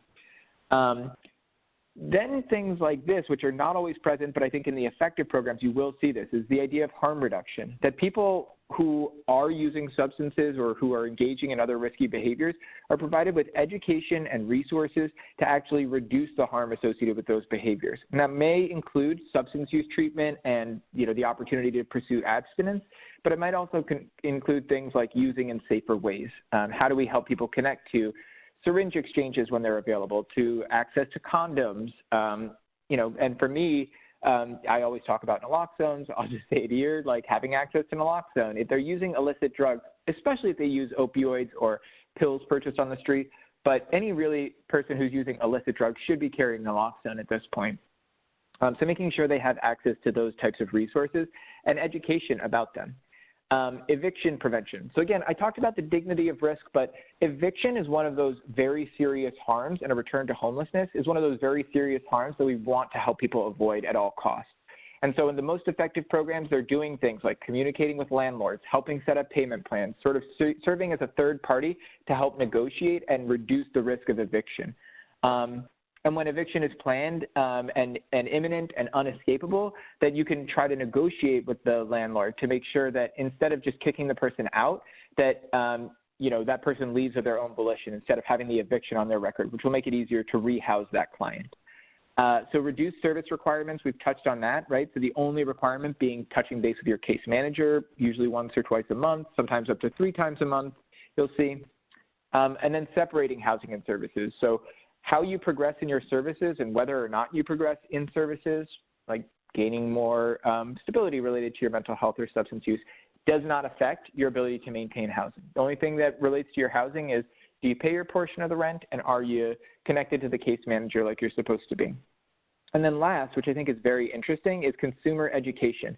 And I think, this is something that I can't speak for all substance use treatment programs, but I know that in some of the substance use treatment programs I've been in, there isn't always a lot of consumer education about what the approach is, right? So we know we use a client-centered approach, or we know that we use motivational interviewing or, CBT, but we don't necessarily explain what that is and how it's supposed to work for the people who we're serving. So I think in Housing First, what they found is the most effective programs are very explicit with people right from the start and kind of throughout the process about what Housing First is and how it's supposed to work. They will explain to people, your housing is not contingent on achieving abstinence. Your housing is not contingent on participating or going to see a doctor. And we are going to consistently offer you those services so that if you choose to engage with them, we are here to help you, reach those services. So I think that's a really important piece is, having this Housing First model is wonderful, but if people don't know it's there, they're just going to assume it's like any place else. They're going to hide and downplay their substance use. They're going to try not to talk about their mental illness because they think it might jeopardize their housing. So we need to be very clear and explicit with people about what the Housing First approach is in order for them to get the most out of it. And I mentioned, kind of the HUD guidelines and the United States Interagency Council on Homelessness, which includes HUD, but also representatives from other major organizations that are involved in providing homeless services. They put out this checklist. They update it every couple of years, but the full checklist, again, the link is in the resources. But I pulled out the pieces here that at the program level are particularly relevant to substance use. So again, this idea that housing access is not contingent on, sobriety or other kind of readiness conditions or prerequisites. That services are informed by a harm reduction philosophy that recognizes that substance use is a part of some tenants' lives. Then kind of along those lines about harm reduction, tenants are engaged in non-judgmental communication regarding drug and alcohol use and are offered education regarding how to avoid risky behaviors and engage in safer practices. I mean, I think when this came out, I thought this was pretty revolutionary that we have a government entity telling us, yes, you're going to house people who use drugs. No, you shouldn't kick them out of housing for using drugs. And yes, when they are using drugs, don't just ignore it. Don't act like it's not happening. Talk to them about what they're doing. Talk to them about how to do it in safer ways. Talk to them about what choices they make to keep themselves from experiencing the most serious harms, right? How do you make sure that you don't experience an overdose, or if you do, that someone will be there to take care of you? How do you make sure that you are able to pay your rent every month, even though you choose to continue using illicit substances, right? So engaging people and being honest about those conversations. And then again here, substance use in and of itself without other lease violations is not considered a reason for eviction. So I think that's really important. I think kind of just reinforces some of what we've already seen about the Housing First program level. But the other thing that I thought was really interesting about this checklist is that they bring out what it means to use Housing First at a community level. So I think this speaks to kind of the question that the other person had earlier, which is, do you have a Housing First system, a Housing First community? And so part of that includes having a coordinated system. So, that's a unified, user-friendly, community-wide entry process. Typically what this looks like is one unified application, right? So is there one application that I can put in for a person who's homeless in typically it's a service area. So if you're in a big city, it would be that city, or if you're in a county or more rural area, it might be multiple counties that are all connected to each other, but they will pool housing in those areas. And so there will be one place to apply. Instead of having to go like people did back in the day, to every single housing program and put in an application in every single program, there's one place that coordinates housing. So that's part of a Housing First system, is to try to better coordinate and match people to the appropriate level of housing services based on their current circumstances. Also things like mainstream systems, that includes social health, behavioral health services, benefit and entitlement programs, and other essential services, have policies in place that do not inhibit implementation of a Housing First approach. And so that might say things like, well, if you're using illicit drugs, I'm not going to help you apply for Social Security, or I'm not going to let you see a psychiatrist until you stop using drugs, right? Those are things that can actually inhibit and really go against the principles of a Housing First approach. So I think those things would be choices that are made in a Housing First system. And then last, staff and positions across the entire housing and service system are trained in and actively employ evidence-based practices for individual or tenant engagement. And so that includes things like motivational interviewing, using person-centered approaches, critical time interventions, and trauma-informed care. Those are all things that I know you all are hearing about and learning about and probably using in many situations already. But just to know that those are that's common language that's also present in the housing and service system as well. So just know that you're not alone in using motivational interviewing or trauma-informed care, that the person at the housing programs that you're connecting with or the larger service system should be able to speak on those levels as well about those types of topics. I think kind of coming to this question, these are some questions, and maybe you can chime in here or really just to take these questions back to your team and to your organization, to the other counselors or to the managers in your programs, and just sort of consider, where are we at with these different things? So one, what housing resources are available in your area? Do you know what that coordinated entry list is? Do you know what the programs are that are available or are moving more quickly right now? What are the affordable housing options in your area? Who are the programs that are working with people who are homeless? How do you make sure that your clients are aware of those resources? So those are all really important questions to be asking inside of our agencies, and to make sure that those resources are really available for the people who need them and might benefit by learning about them. I think, to me that kind of fits in, again, with education and harm reduction, which is a person is less likely to experience significant harm from their substance use if they're housed. So how do we make sure that resource of housing is available to them to reduce the potential harm of their substance use? Then how does your substance use treatment program connect with the housing service system? So again, do you have partnerships already with housing programs or with the housing service system?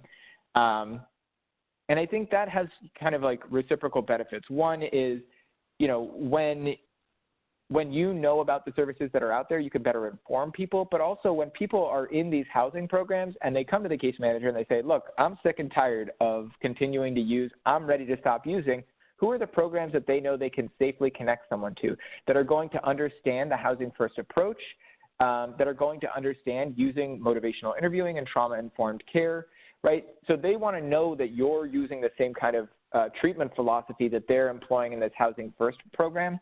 And so they'll be more confident and feel more assured about referring to your programs as well. I think the other thing that, you can look into and should look into as substance use treatment providers is participating on coalitions. So very often there will be, usually continuum of care is the phrase you're looking for, that there will be a continuum of care that covers a particular service region. And participating in those meetings or joining those coalitions to make sure that people are aware of your services, to be informed about what's coming up in terms of housing resources, what types of services are available.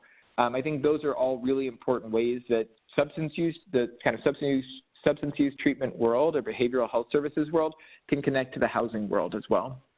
And then last, how can you as a treatment program support the use of a housing first approach, right? Again, going back to what the ICH checklist said, what is it that your organization does or doesn't do that is related to supporting the use of a housing first approach? So are you able to provide support to people who may not be ready or able to achieve complete abstinence? Do you feel like you have programs or groups in place that are specific to that group? Do you feel like you have resources? Does your group speak to them, right? I think a lot of materials, and it really depends, where you look, but a lot of materials are only geared towards abstinence and don't really recognize the fact that people who are making improvements to their physical and emotional well-being without achieving abstinence, that is a realistic possibility, that is a valid goal for people to achieve. And so, I found like when I've done groups in the past that like sometimes I had to take what was there and kind of edit the handout a little bit to include a recognition of those goals as well. Also, the other thing we're hearing more about, which we're doing here in Illinois, and I believe is happening in Florida as well, is the idea of recovery-oriented systems of care, right? So how do we, and again, this speaks to the system thing that I started with, is how do we create communities that are supportive of the fact that people are in recovery? Right? How do we make it so that it's not all on the individual to achieve abstinence and maintain it for themselves, or achieve their definition of recovery and maintain it for themselves, but that they have communities and systems and people and networks in place in their area that help support them on that path of recovery. And so I think that really fits in with this idea of housing first as well, of having services that are holistic, that are multidimensional, that work across different aspects of people's lives to provide support and help them continue to make those positive changes in their life. So those are all, I think, kind of things to bring back to your team and your program and kind of food for thought. Yes, I'll leave it there because we are running out of time, I realize. So,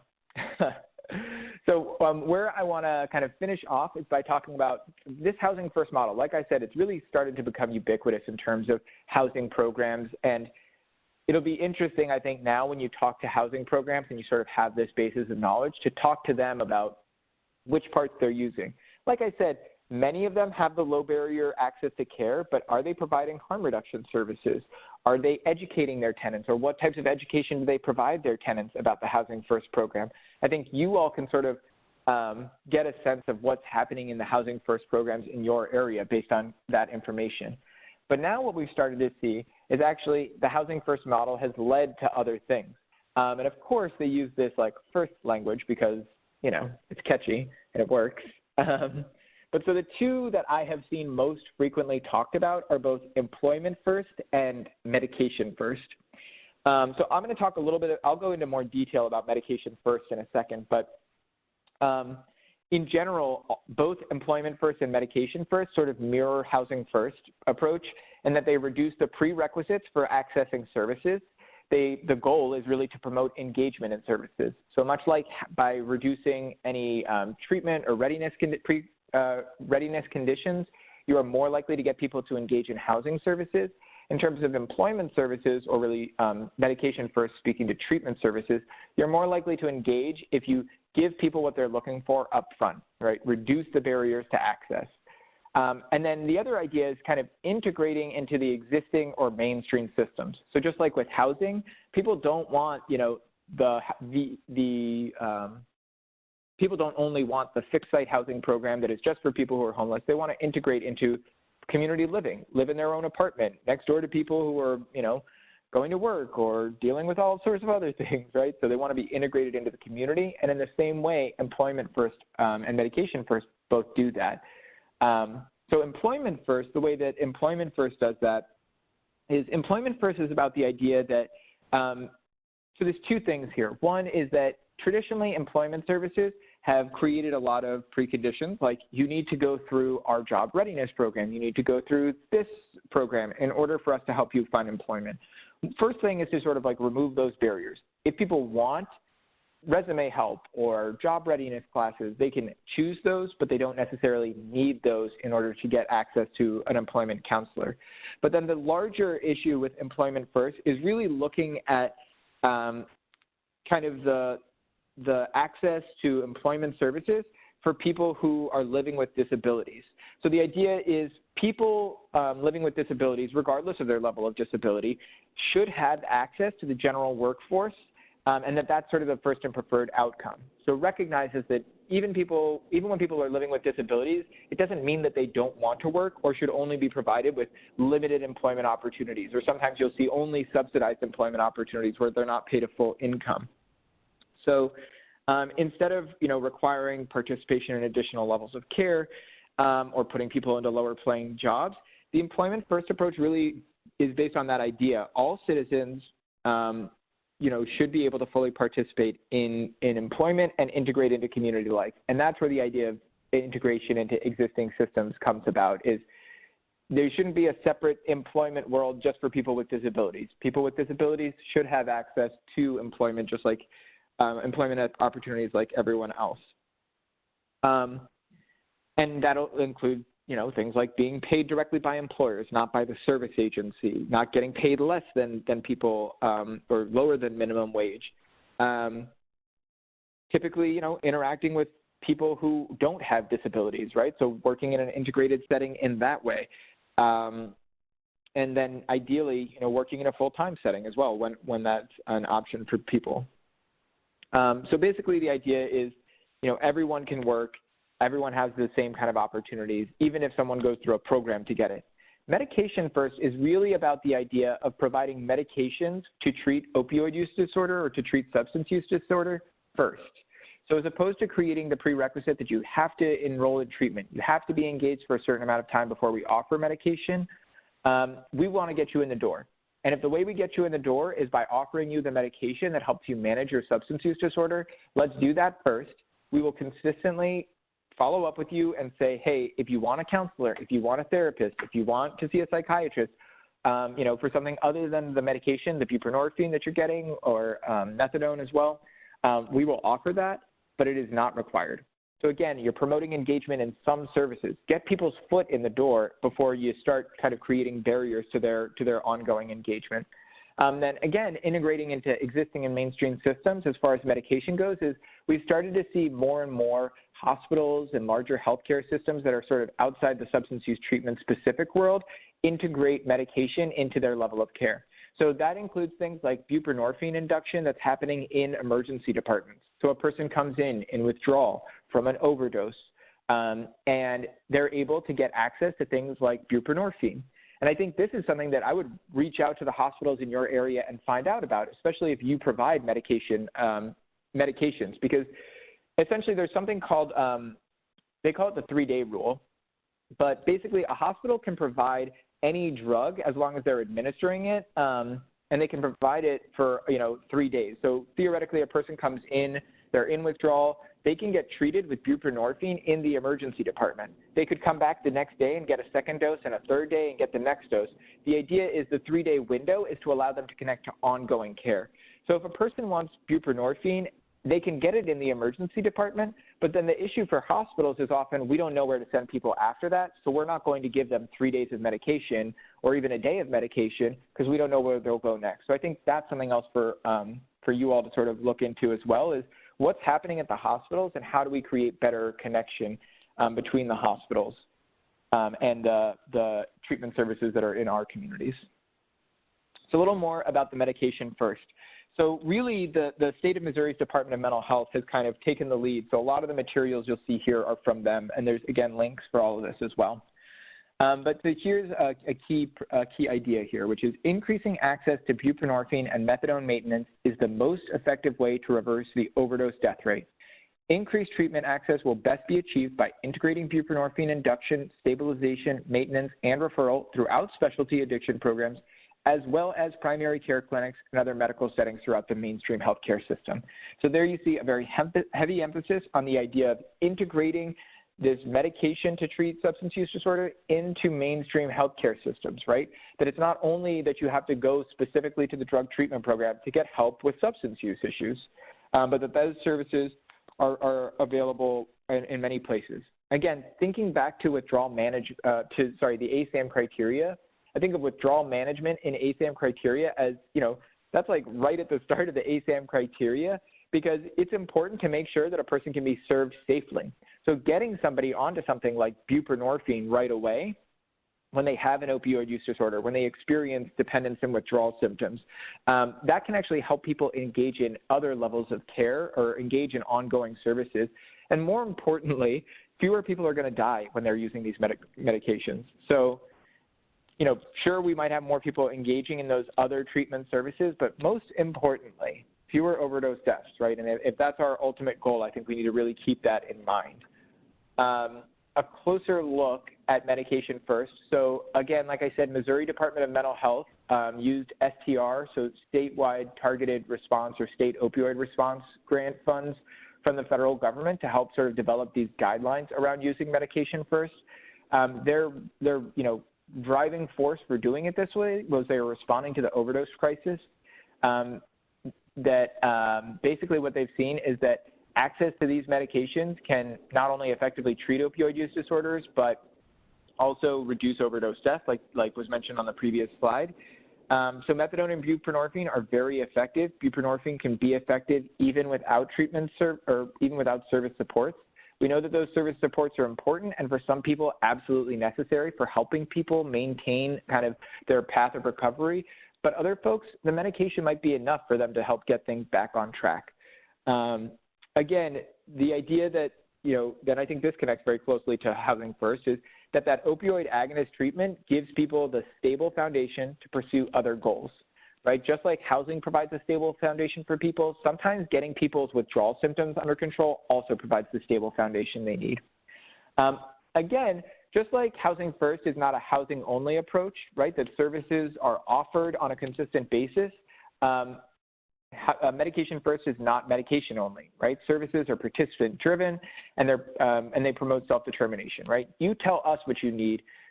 Here's what we offer here. Here's what is out there from the other service programs in our area, and kind of helping people connect to whatever services they identify.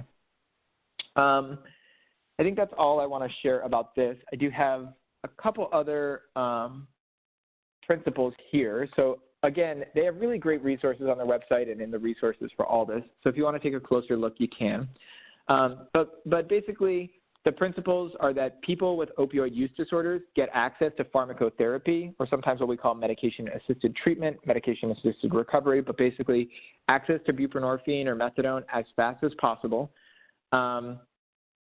and without kind of, lots of hoops to jump through.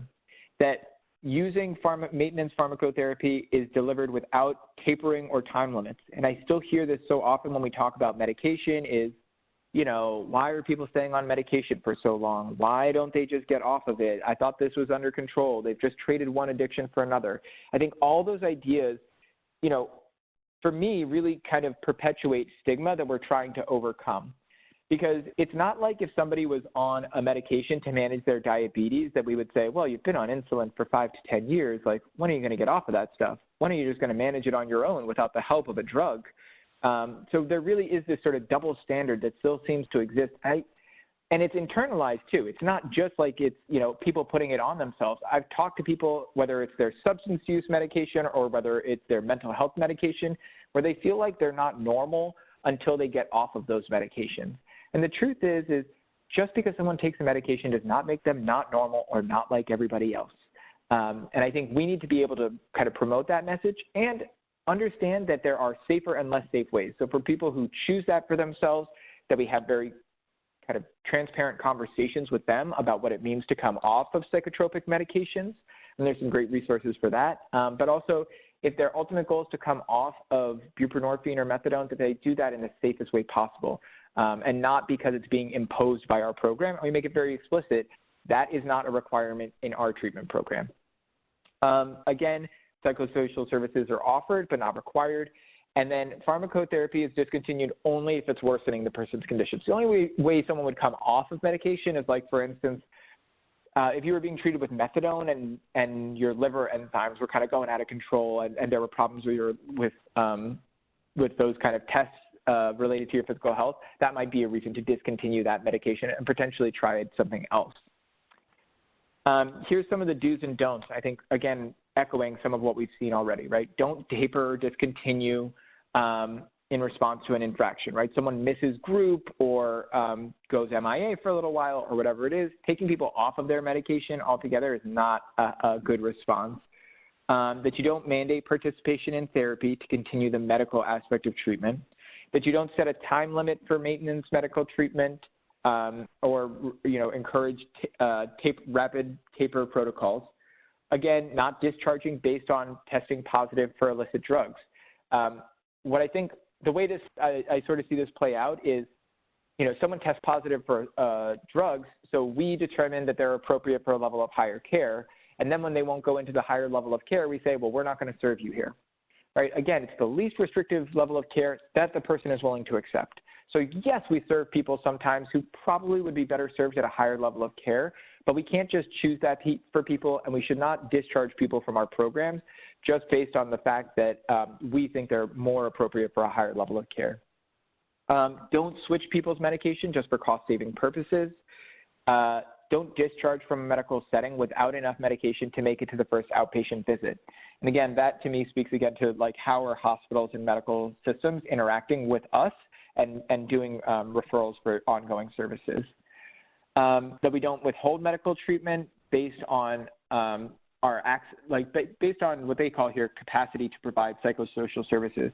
So if someone's appropriate for buprenorphine, but our groups are full, we're waiting to hire a new counselor or whatever it might be, that we don't deny them access to care because we don't have space in our program right now, right? We get them the medication that we know will be helpful as a starting point, and that's really going to help make sure they stay engaged long enough so that when we do have access to counseling, or so that we can refer to another counseling program, that they're able to participate in that as well. Individualizing dose decisions based on individual factors like craving intensity and environmental support. This is really challenging, and I will say there's a lot of underdosing I think that happens. Most clients on buprenorphine are going to do best around like 16 to 24 milligrams, but obviously that is very person dependent, and I think we have to listen to people when they say that they're not being adequately treated. If they're still experiencing pain and withdrawal symptoms and they're not being adequately treated, they are at risk of going out and using illicit opioids as a way to manage their own symptoms. And we need to be less afraid of the fact that they're going to divert their substances and more afraid of the fact that the person that's sitting in front of us is not being adequately treated for the condition they're presenting with. Then when adherence to treatment protocols become disrupted by individual behaviors, we can increase accountability without discontinuing medications, right? So, what kind of supports do we put in place, when people are engaging in behaviors that are either threatening to people or, maybe they're not engaging well in groups or, treating providers with respect, whatever it might need. We might do things like increase the frequency of, dosing visits, right? So, or like we might decrease how often they're getting kind of refills of their medication, but we don't discontinue the medication altogether. And again, we want to make clear kind of what our rationale is for offering services, what our reasons are for making certain choices and changes in their care. But I think also, offering additional supports as we keep going, and that might include things like peer support services. So those are all different things to kind of keep in mind.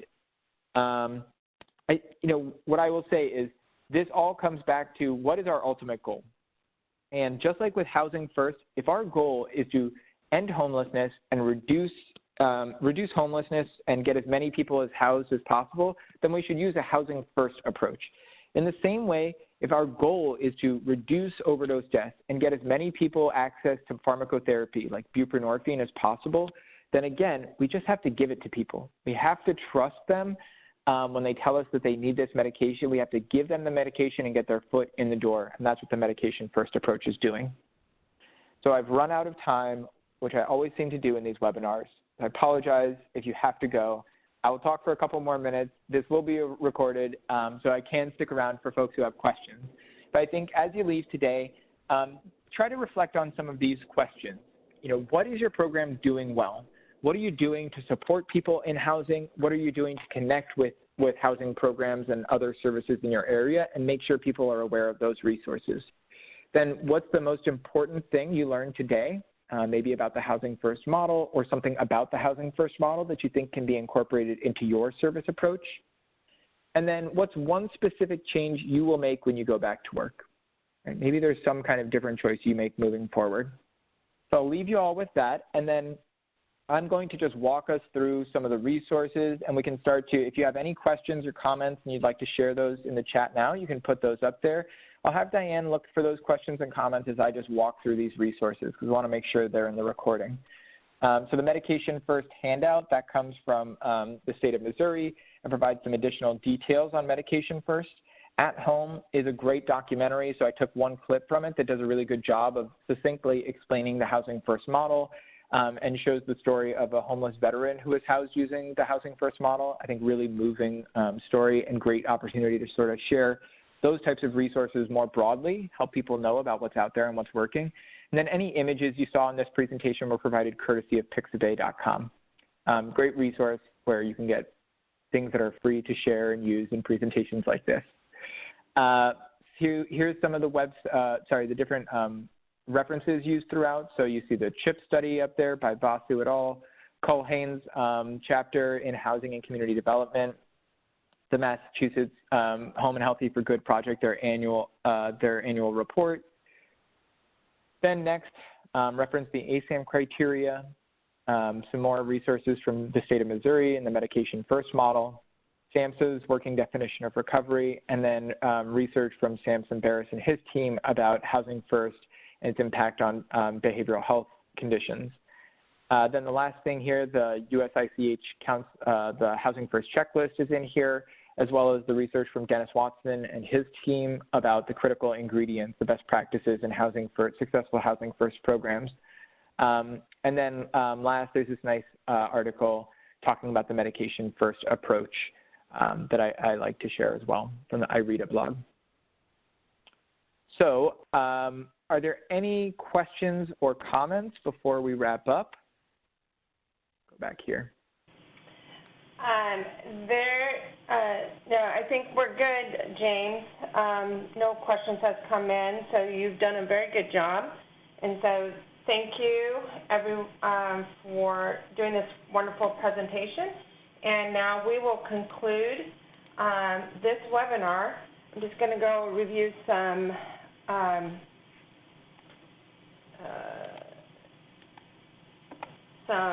logistics here. So when I conclude thank you all so much for having today's me. webinar, your browser will take you to an evaluation on FADA's new website. If you want to receive CE credits or a statement of credit for this event, please complete the evaluation. You will be prompted to register or sign in to complete the evaluation. You can register as a visitor at no cost. For CEs to be reported to CE broker for Florida licensed healthcare practitioners, you must provide an accurate Florida Department of Health license prefax and number the first time you register. After you register or sign in, you will be directed onward to the evaluation. You may consider using the same email address when you register for webinars through our WebEx link and when you set up your profile in Fada system. This helps connect your attendance and your profile. You will get a second opportunity to complete the evaluation through a follow-up email. The sender will be Messenger at WebEx. The evaluation will close at midnight on Thursday, October 31st.